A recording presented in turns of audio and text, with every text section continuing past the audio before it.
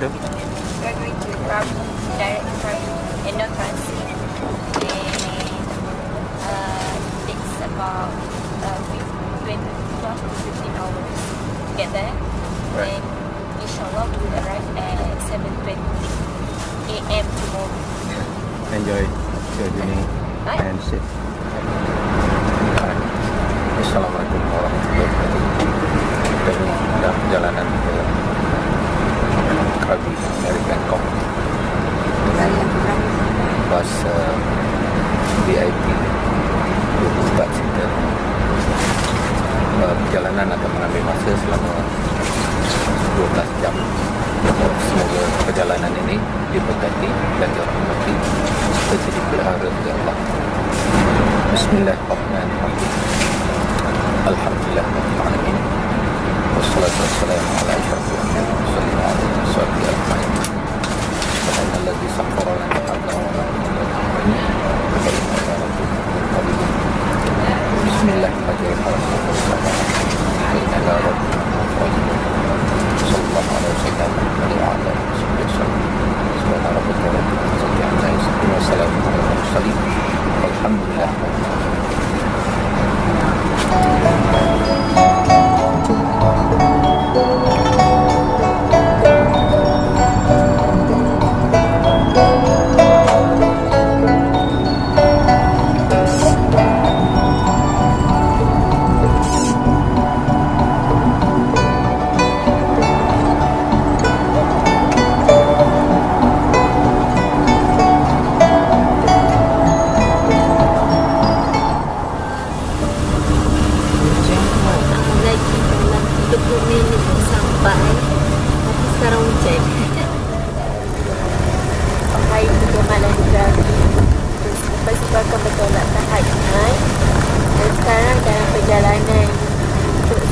Krabi masih dalam 30 minit.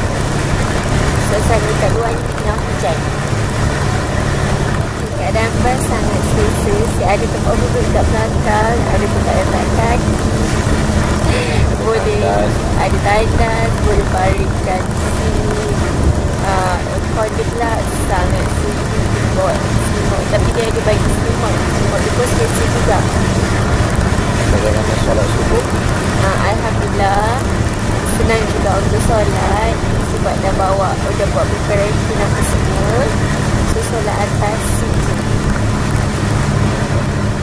Dan sebenarnya kita ada 4 orang dan lagi seorang yang tunggu.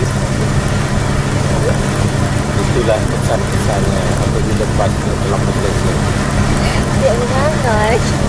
Dia bas. Kalau orang ni ada seorang saya tengah dengar. Okey. Dia letak situ. Saya dah. Lena sangat. Sejuk lah tu. Sejuk.